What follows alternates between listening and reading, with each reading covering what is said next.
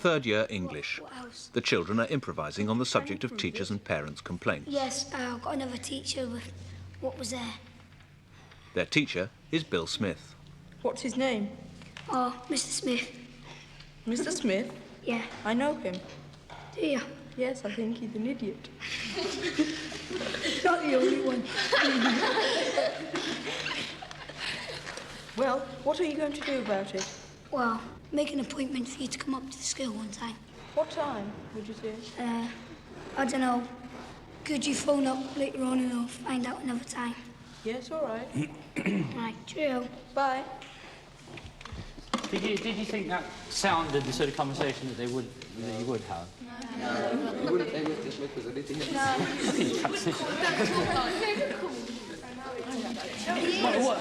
Do you think was the parent satisfied with the answer that he got? Sort of. Yeah. Well, what did you want him to say? I mean, you said you wanted to complain, and what then? Did you think you palmed him off nicely, or what? Yeah. We'd have got his winter warmers. Do you want to do your face-to-face one now, then? Yeah? Yeah. Is this the same thing, or a different? Different. Different, right. Listen to both of them so that we can see. The genuine complaints of teachers are most likely to be heard not in the classroom, but in the staff room. Oh, yeah. Now, unless you can actually know you're going to move forward in one respect or another, I mean, you know, you're a lunatic to keep on giving something for nothing all the time, aren't you? Yeah, but you don't do it just for that reason. I mean, you do it because you enjoy it. Oh, you as do it well. for satisfaction, yeah, of course you do. I mean... Which is the most important to you? Do it the satisfaction you get out of it, or the money you don't get for doing it? Oh, I don't know. I mean, the satisfaction, I mean, you can go some way towards it. If I didn't get any satisfaction out of doing it, I wouldn't do it. Look, people don't come in for Saturday morning games. People don't do brass bands and other things just for the money, because there ain't no money in it. Right. But the point is, when you're doing it, you don't expect to suddenly find that there is no way forward career-wise. No, but you also don't start doing it just because of, if I do this, I open up a promotion route. No. You don't do it. No, you don't get promotions. You can't expect to. Promotional prospects don't affect the way you work at all. I think that's general true. morale. I think they're affected generally, don't they? Yeah. They must do. They do. They must do. If you're not happy in your job, you can't do such a good job, surely. Oh, no, but you're not going to deliberately say, well, if I teach this way, I'll probably get promoted fast. Oh, no. Look, Dave, if you're happy in what you're doing and you can see promotion prospects, you go in that classroom, you teach enthusiastically. Now, half the key in teaching is the enthusiasm which you instill the kids in your subject or whatever. Now, if you're feeling despondent, you're not going to put that enthusiasm into it. In some ways, what we should be doing is arguing with our unions to try and get a better scale structure to allow for the fact that people are going to be on scales for longer, and therefore that there should be a better progression through the grades. But shouldn't we in fact be pushing for more points and more flexibility within the scores?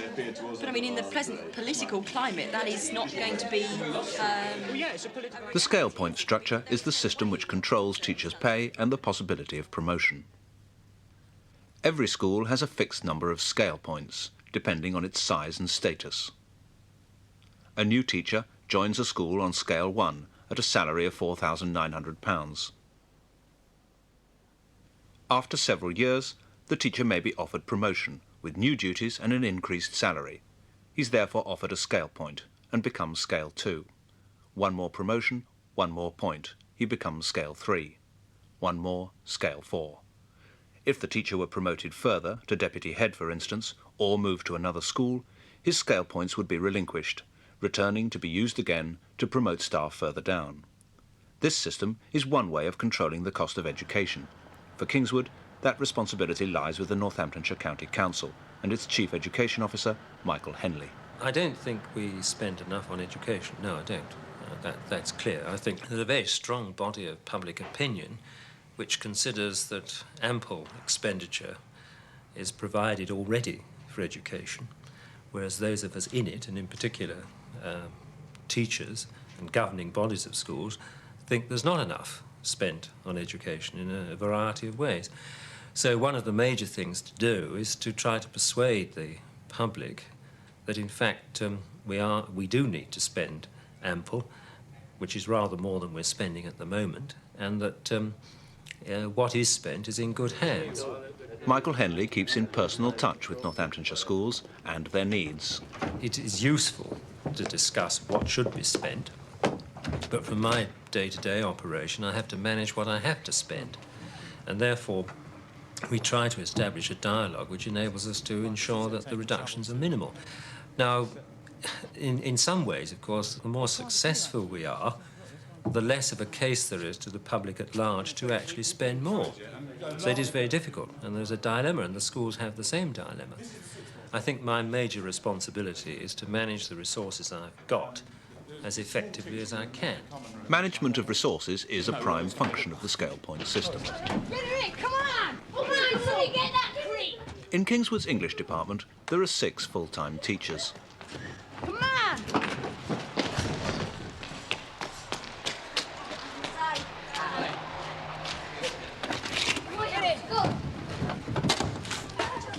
Richard Earle has degrees from the University of South Africa and Sheffield. As head of English, he's on scale 4, with 3 scale points and a salary of approximately £10,000 a year. Cracking across the side of the knuckle bone. First stroke made him cry. The second made him sick. Right, that's the end of the extract from the story. What is the subject of that? Second in the department is Andrew Mills, scale 2 with 1 scale point. Extract is, what would you say it was? Yes? Sorry, say again? Corporal punishment. Well done. Corporal punishment. What is corporal punishment? What kind of punishment? Put your hands up, yes?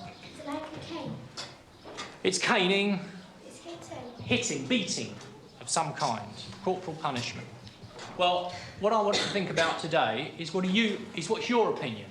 Do you think corporal punishment, which is allowed in schools,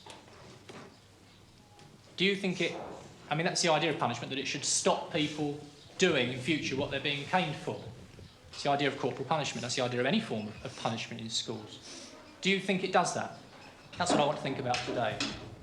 Paul, did it do any good with you? The teacher said to me he was going to expel him, but he said to the teacher he'd rather have the cane, because if his dad knew he got expelled, he'd kill him, so the teacher gave him the cane. Yes. And he wasn't expelled. What effect did that have on Andrew Mills has a degree in English and American literature from the University of Kent and has been at Kingswood for 7 years. So is that an argument against having corporal punishment or not? No. It isn't. You'd still have it, would you? Yeah. You would? Why? You want to say something, Rakesh? If you get expelled and your dad finds out, he's going to hurt you more than the cane is. That's a good idea. And he's going to keep on nagging you about it. If it was a choice between being expelled and cane, you'd have the cane, would you? What do you think, John? Well, I think it should be kept because it would stop people smoking and things like that. I think it should be kept. Yes. Yeah. You can't think, can you think of any reasons why? You haven't actually got a reason, have you? No, but if you were just going to have lines or telling off, they wouldn't be bothered and they'd just kept on getting lines. And if you had the cane, then it would maybe stop them, but maybe most of the people would stop them. Yeah. Your argument is that caning is a deterrent, meaning that it would stop people doing the bad thing again in the future.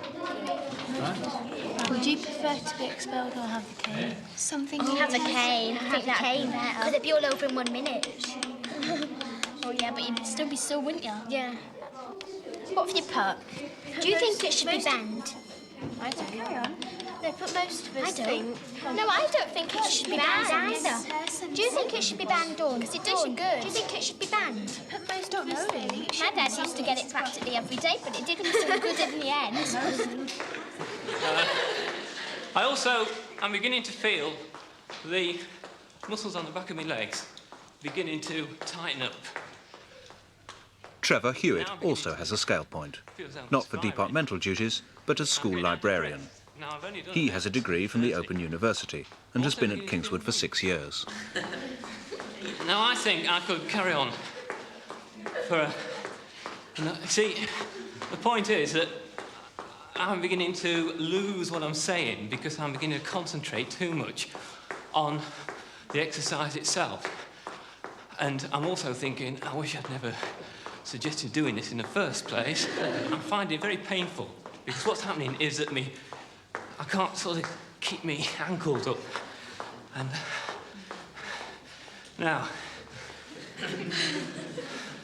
as soon as I stop, I feel a little bit dizzy and I feel as though I'm shaking a bit.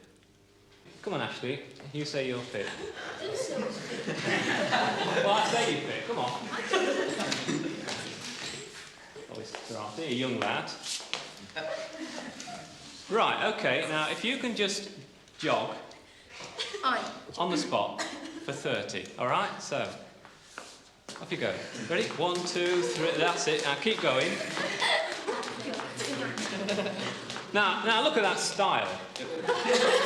Notice the way he's lifting his feet. Now, if he did about another 200, and he doesn't know when I'm going to tell him to stop, if he did another 200, he'd soon start to make his body sag. But as soon as you feel tired, just stop. Right. Now, what do you feel? Nothing. Well, do you feel your heart pounding, racing? Do you feel your muscles tightening up? No, just out of breath slightly, that's all. What description of the animal are you given? What picture do you get of it? If you had to draw it, for example, what sort of things come to your mind? Maybe the green eyes of the tomcat, for example, his fangs fine as a lady's needle. Mention words or phrases that appeal to you. And finally, what features, or maybe just one, of the animal does Hughes concentrate on? I think if you read through the poems again, you'll find there's just one thing that he tends to turn his attention to about each of the animals. The horses, the tomcat, pig. Alan Grimes is an Oxford graduate. He's been at Kingswood for 3 years. He's Scale 1 with no scale points. Or what? And as I say, the list is not exhaustive. If you've got other ideas about how he feels about each particular animal, then I'd like you to plonk it down and we can have a talk about it. I'm going to give you, say, 20 minutes, 25 minutes to have a go, looking at the poem with those headings in mind. Right. So how far have you got then down yours? Up to about here? Well, do you agree? Yeah. Mary McIlvenny, a Bachelor of Education with honours from Leicester, has been at Kingswood for 7 years. She's also Scale 1, with no scale points. Bill Smith, at 45, has been at Kingswood 8 years. Exact. Chicken pox, remove. I thought you give me German measles removed. Sure. Right, okay. I didn't understand. What do you mean he gave you German measles instead of chicken pox? He gave me the wrong stuff. You mean the wrong medicine? Yeah, the wrong medicine. Oh, I thought you were studying German measles. No! Give me the wrong stuff. Bill Smith has a teacher's certificate from Leicester and a scale point, but it is only temporary. The scale point was originally held by a teacher who went on temporary secondment to another school. In his absence, the point, with its duties and salary, was allocated to Bill. The other teacher has now decided not to return to Kingswood. Bill's scale point, therefore, could now become available, for in the scale point structure, possession is not 9/10 of the law. In fact, there are 2 such points within the system, temporarily held but potentially available for redistribution. Such opportunities are rare. The headmaster and deputies discuss the possibilities. You see, really, those points are, if the model was adhered to, Colin, those points are all spoken for. One would go to the English department and one would go to the maths department. Yeah. Agreed? Yes. So the first decision to make is, are we going to rip them off from where they are to put them somewhere else? You rip off the English department one. Now, if we do that, there will be hell to pay.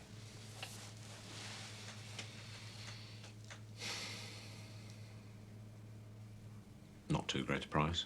Well, that's the question. Well, I mean, you think that's all right? What I would do with the whole thing is to give Adam Palmer 1, to give Dick Stapley 1. Yeah, Adam's a must, isn't he? So that would definitely be a first priority. Then you've got to examine what you're going to ask him to do for it. That's so sort of materialistic and mercenary. Well, of course it is. Well, what exercise are we carrying out but a materialistic, mercenary exercise? We're dishing out money. Are we?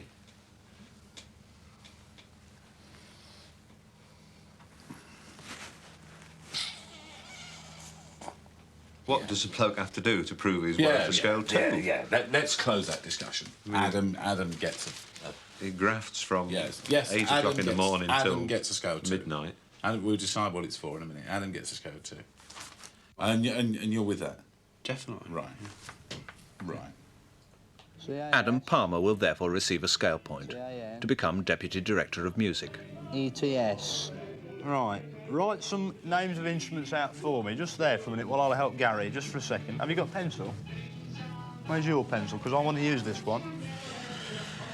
OK, 3 flats. Now we want 4 flats. Then you can do these. So now we've got one more permanent one. A permanent point I would give to a 1 to promote to a 2. In that case, it's Pam or Alan or Dave Drake. Yeah. I would go to make Dave permanent 2. He's been here. Yeah. He's been here a year or 2. He's a good teacher. And that's my excuse for Alan Gregg. I can say the money still resides in your department. Now, the reaction should be extremely exothermic. Dave Drake will receive a scale point to take responsibility for I'm computers. using 3 times the quantities, so now we've moved outside to do it. It's melting, but not burning. Neither of the available scale points will remain in the English department. Both will be used to create new jobs. Oh, you wet blanket, you. It's finished. But instead of simply appointing Adam Palmer and Dave Drake, Brian Tyler intends to advertise for a Deputy Director of Music and Head of Computers. Isn't that a mite hypocritical? No, it's what the people want. Oh, I think it's a laugh. Oh, you might think it's a laugh. You're deputy head, aren't you? You're all right, Jack. Well, goodness They me. see that a job is being advertised and it's not being advertised really because it's already so Well, so basically what's your obvious. alternative? Not having a head of music? Who on earth's going to argue about that?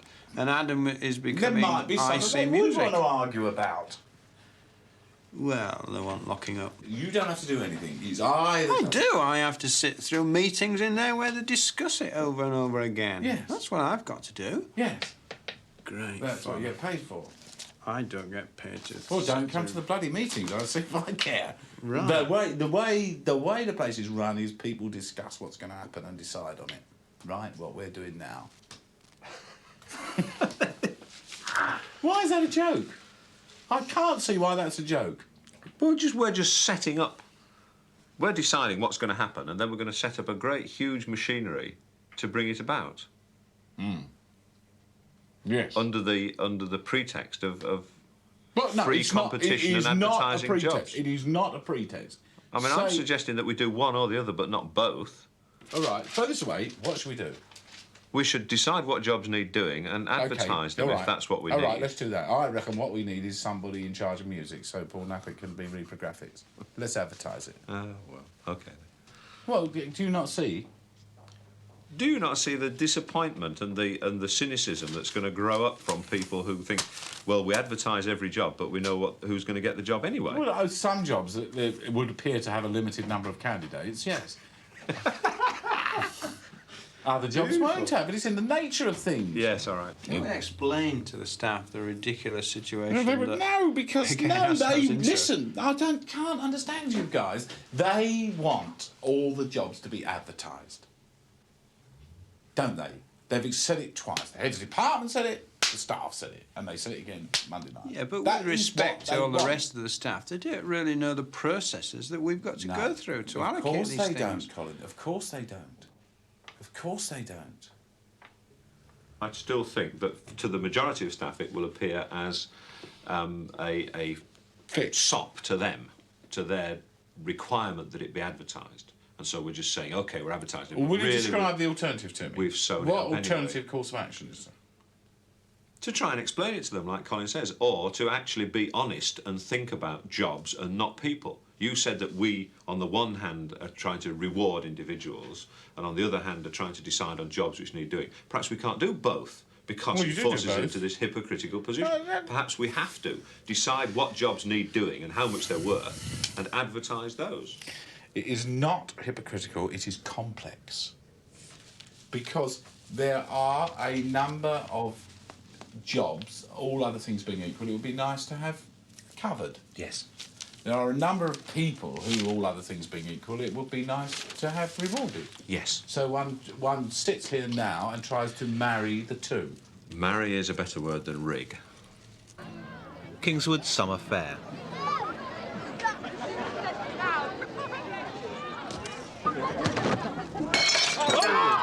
What are you young ladies? 3 goals to 10p. This young man's having a go here. The unpaid contribution to events such as this is typical of the contribution it is perhaps wise for teachers to make. No promotion could be dependent upon such commitment, but commitment can be conspicuous by its absence.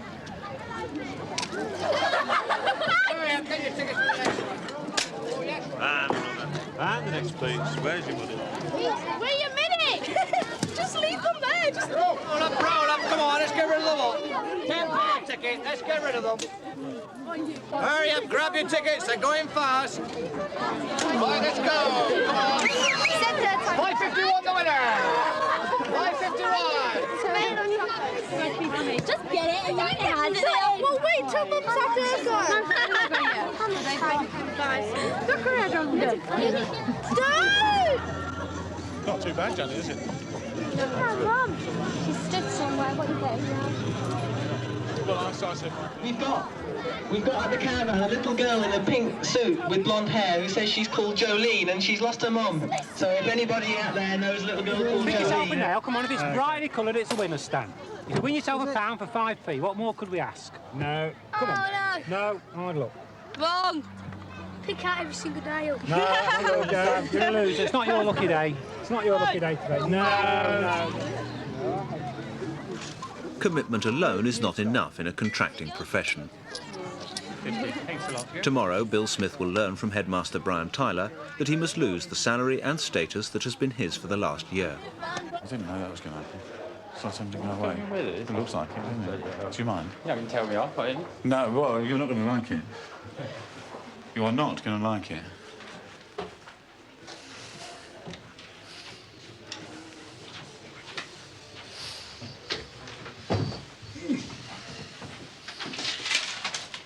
I've been trying to catch you all day, actually. Haven't been able to.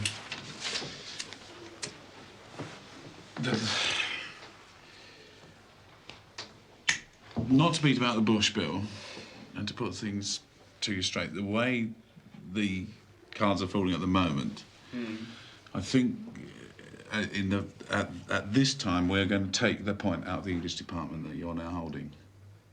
I was sort of half expecting that to happen anyway. Yeah. We've got nobody to run the computer studies department, Jeremy having gone.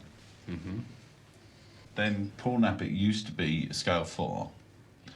Now, I don't intend to make him a scale 4 again, but what I intend to do is to offer a scale point for sharing his music responsibility.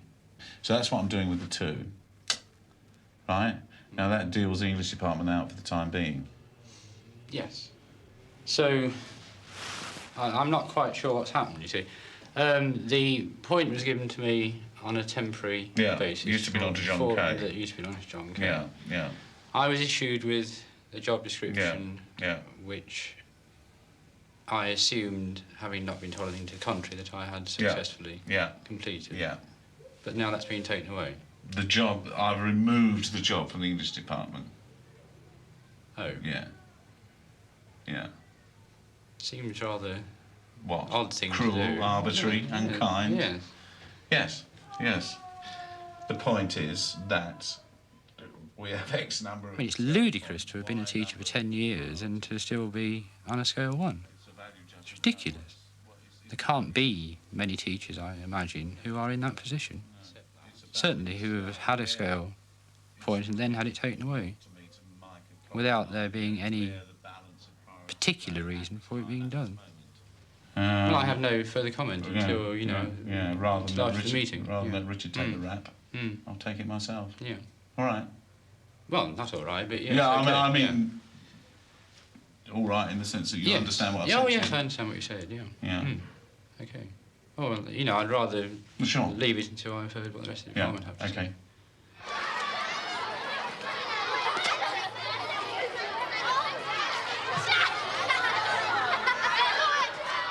Brian Tyler, himself an English teacher, must now inform the rest of the English department of his plans. I don't know how to say this, so I'll just say it quite bluntly. Richard and Bill know what I'm going to say. We spent all day yesterday, the deputies and I, looking at the disposition of what scale points we've got and what the balance of priorities. And we have decided that the situation being now as it stands, we intend to remove John Kay's point from the English department. As I told Brian when he mentioned this to me for the first time a few minutes ago, I can't accept that, and I feel that because we perhaps can't specify tasks as clearly as other departments can, that we're underpointed as it is, and I can't accept it. It's a question of weighing up various enormously important claims and priorities and deciding which are the ones that have the priority. It's a value judgment. The point had resided in the English department, traditionally. Whether you think it should have done or not, it did. You've used the opportunity of John not returning to take it from a place where it was, by custom and practice, firmly entrenched. It's part of the departmental establishment of the English department, which now has what? Richard's 3 points, my 1. That's an English department in a comprehensive school of 1,000 with 4 scale points, 3 of them held by the head of the department. That's right. What are your feelings about that situation? Very bad. Yes. Very bad. These things have a long history. They go back into the roots of time. I mean, there are places where scale points are deployed that I wish they weren't.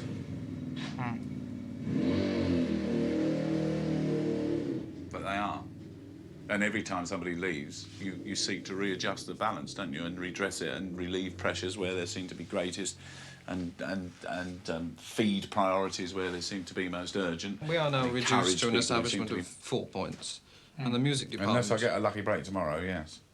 Yeah, but you can't assume things are going to happen in the future. Yes, I mean, right, as we talk now, that is true. Yes, you have made this policy decision with your cronies. Yes. There'll be four points for an establishment of however many there are in the English department. Right. And in the music department, how many?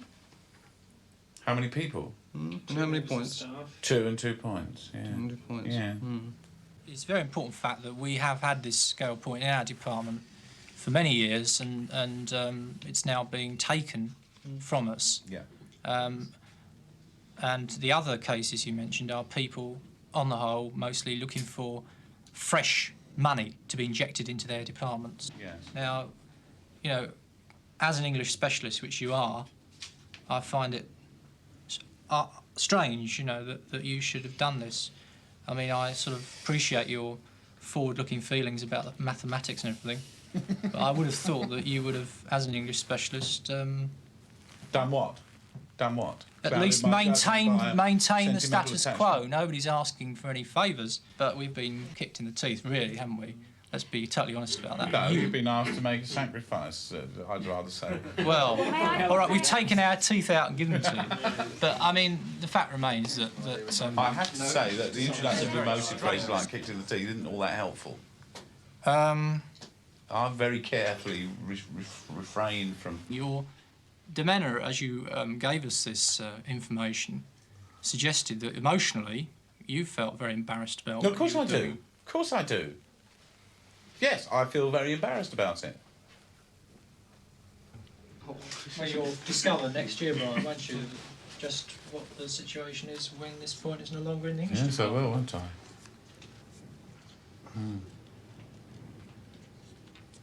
Well, I'll be able to draw conclusions from it, won't I? You know, we'll see how it works out. It may be there, even so. School lunch, the only major break in the school schedule. A chance for teachers and pupils alike to relax, either in school or out of it. You're the one that's always on about it, mate. You just want to go out with him.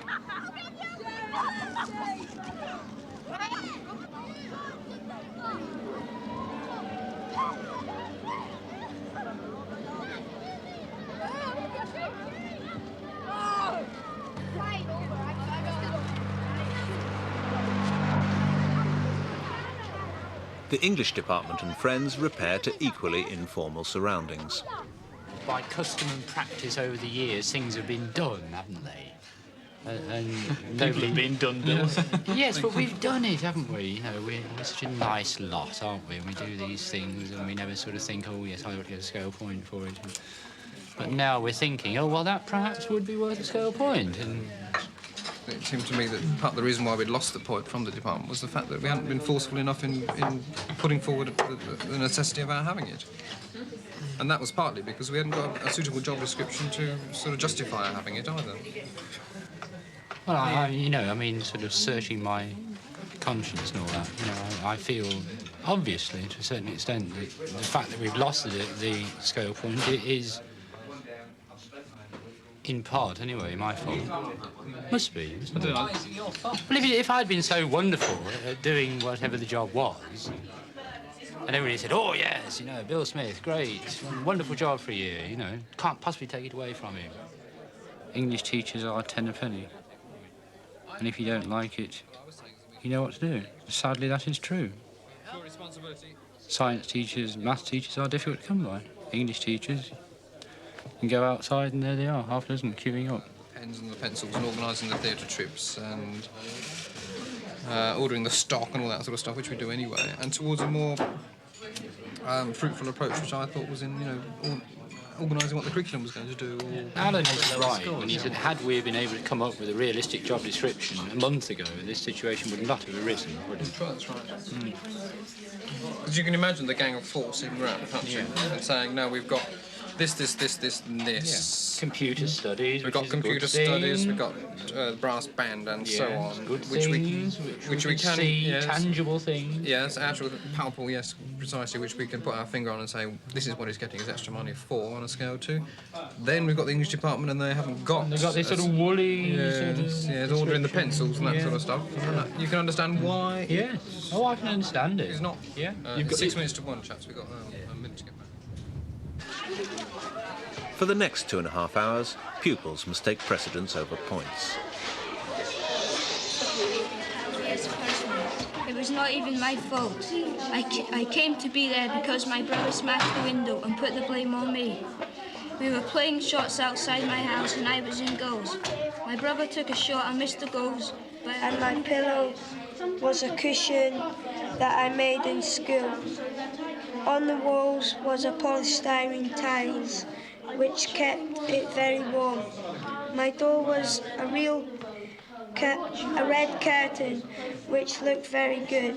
Sally, let's hear yours then. I was sitting on my windowsill after just being told off. This is how it happened. I was in science, but in a test shop when my friend came along. When I got home, my mum told me off for making the woman sick. I couldn't be bothered to tell her what had happened, so I went upstairs into my bedroom. And that's how I became to sit on my windowsill.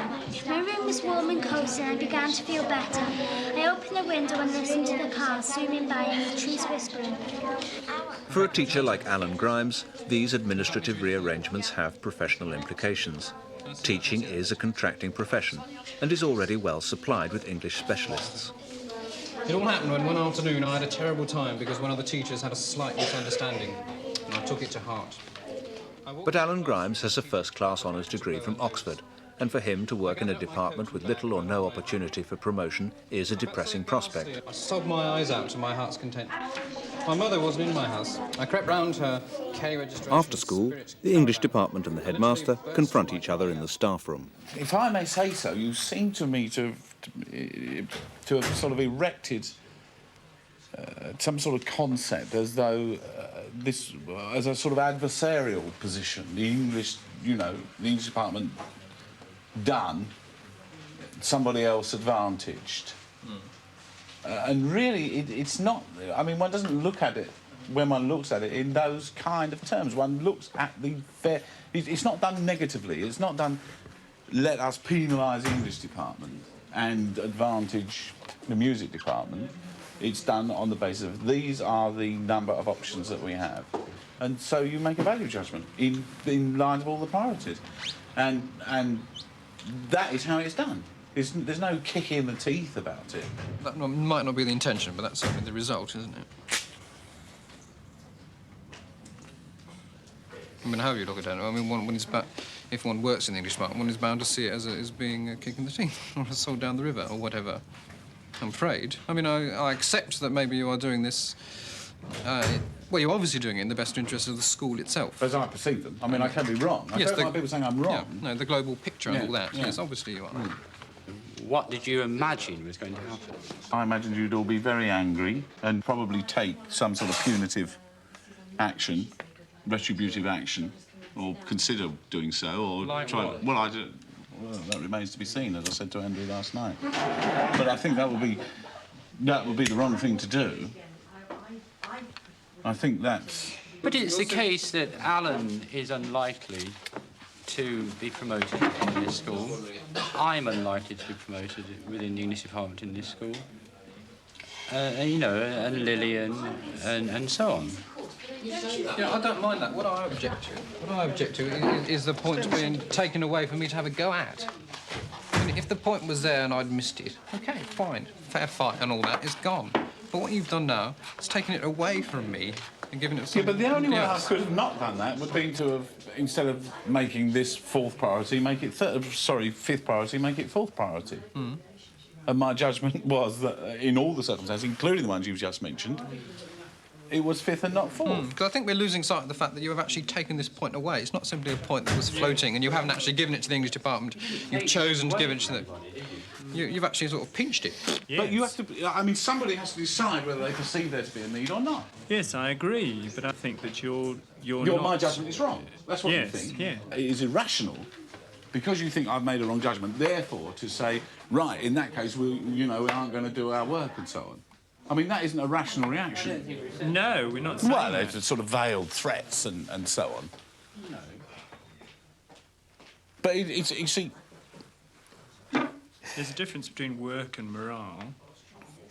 Yeah. And goodwill. Yeah, but I mean, goodwill. See, by definition, goodwill isn't conditional upon reward, is it? So I don't think it's an appropriate word to use, actually. What is the nub of the anger?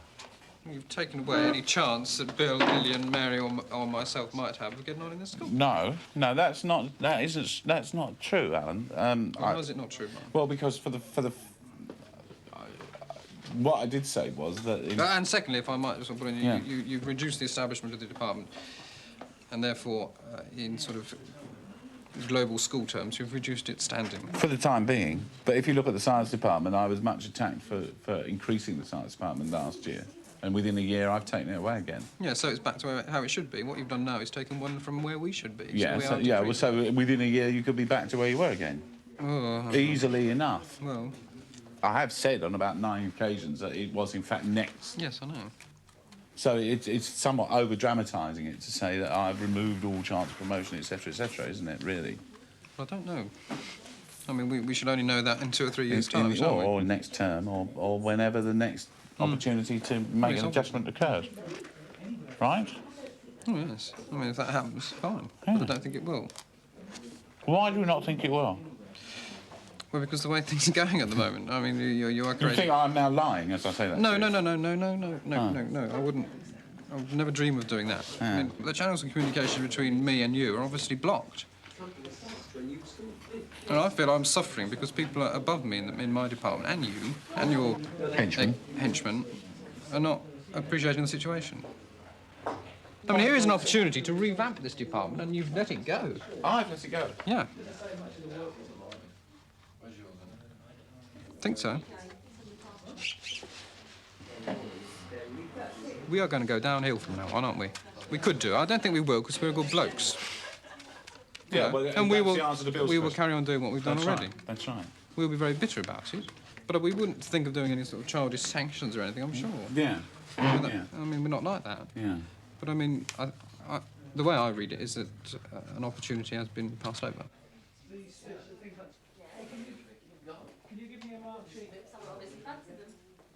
Yeah. You're right. Yes.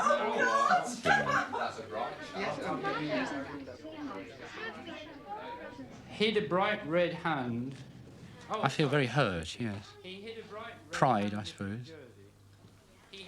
I felt that by removing my scale point, it had been made fairly obvious what the school thought of me, and I think I reached a stage where I thought, well, perhaps I shouldn't go back. I really did think that for a time. I came back thinking, well, I should just do the minimum that's required of me, to hell with them all.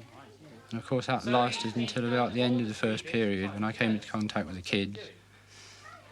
And I suddenly realised that that's why I come back, because of the kids. And I like kids and I like teaching them and I enjoy being with them, and I just can't sit there and say open the book to page 49 and do exercises 1 to 30 or whatever. I just can't do that.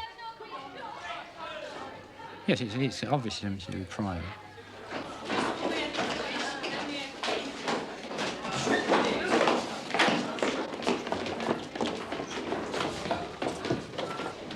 Not long after, another scale point did become available. It was put into the English department, but was offered to Alan Grimes, not Bill Smith.